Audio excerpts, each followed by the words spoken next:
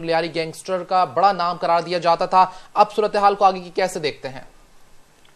जी जनाब, मैं समझता हूँ गिरफ्तारी तो पहले हो चुकी थी, आज ये मंजर आम पे सामने लेकर आया गया है और ये एक अच्छी खबर है कौम के लिए। खास तौर पे जो जुल्म रहा है लियारी के अंदर और जिस तरीके की वारदातें चलती रहीं, एक उसके हिसाब से बहुत अच्छी खबर है। लेकिन देखिए, हम तो ये डिमांड करते हैं कि अब वक्त आया है कि इनके सहूलतकारों को भी पकड़ा जाए, सहूलतकारों को मंजर आम पर लेकर आया जाए। और उसके साथ साथ चौधरी निसार साहब ने कहा था कि एक इनके पास वीडियो रिकॉर्डिंग भी मौजूद है, जो कि मेरे ख्याल से उज़ैर बलोच से ही वाबस्तगी उसकी बताई जा रही थी, तो उसको भी मंजर आम पर लेकर आया जाए। अवाम को बताया जाए कि ऐसे कौन से लोग हैं हमारे ही बीच, हमारे जो आस्तीन के सांप बने हुए हैं, जो यहाँ पे बैठ के बड़े बड़े बयान देते हैं, उनको मंजर आम पर लेकर आया जाए अगर वो मुलव्वस हैं इन कार्रवाइयों के अंदर और अगर वो सहूलतकार हैं तो।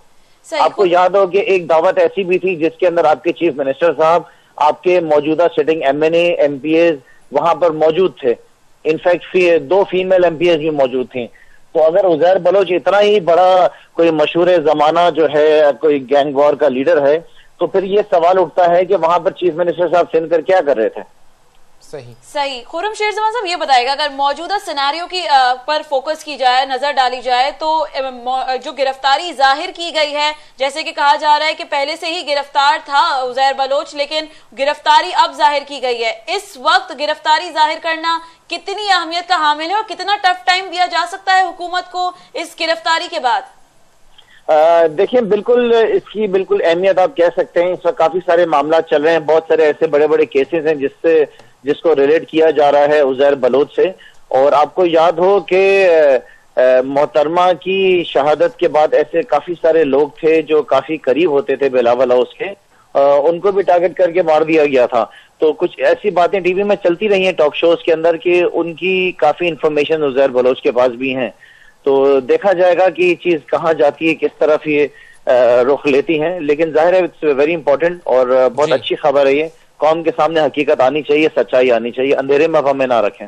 सही। खुर्रम शेर जमान, अगर इस पूरे मामले को रेंजर्स इख्तियारात से रिलेट करें, तो आप समझते हैं कि इस मौके पर रेंजर्स इख्तियारात में मजीद तौसीक दी जा सकती है? क्योंकि गुज़िश्ता रोज अगर उस टेलीफोनिक कॉल की बात की जाए जो चौधरी निसार ने DG rangers major general Bilal Akbar को की थी और कहा था कि कार्रवाइयां तेज की जाएं, और रात में ही हमें एक अहम कार्रवाई दिखाई दी है। देखिए, ये तो फैसला हो चुका है नेशनल एक्शन प्लान के तहत, और ऐसी खबरें आती रहती हैं कि कार्रवाइयां चलती रहेंगी। अब ऑपरेशन स्लो नहीं होने जा रहा है, ऑपरेशन की रफ्तार तेज रहेगी। जो दहशतगर्द हैं उनको भी गिरफ्तार किया जाएगा और जो माशी दहशतगर्द हैं उनको भी गिरफ्तार किया जाएगा, और साथ साथ इन दोनों के जो सहूलतकार हैं उनके खिलाफ भी एक्शन लिया जाएगा।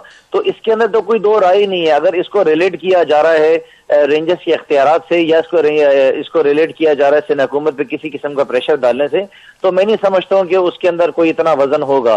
कराची के हालात, पूरे मुल्क के हालात, ज़रबे अज़ब जिस तरह चल रही है और जिस तरीके से एक्सट्रीमिज्म हमारे मुल्क में बढ़ रहा है, जो जिस तरीके से ये तालिबान फैक्टर है, IS फैक्टर है, तो उन सब चीजों को देखते हुए हमें ऐसे लोगों को अभी अपने इर्द गिर्द नहीं रख सकते, उनको पकड़ना है, उनके खिलाफ एक्शन लेने हैं। तो लिहाजा मैं समझता हूँ अगर कोई भी सियासी जमात अब ये आवाज उठाती है कि हमारे खिलाफ जो है इस तरह की कार्रवाइयां की जा रही हैं, मीडिया ट्रायल किया जा रहा है, तो बिल्कुल बेबुनियाद बातें होंगी। और मैं समझता हूँ कि ऐसी सियासी जमातों को भी अब बैन कर देना चाहिए जिनके पास जो है ये अस्करी विंग्स हैं। ठीक है, बहुत शुक्रिया खुर्रम शेर जमान साहब, मेट्रो 1 न्यूज से गुफ्तगू करने के लिए। PTI के रहनुमा खुर्रम शेर जमान इस वक्त हमारे साथ मौजूद थे और अपना मौक़िफ़ पेश कर रहे थे।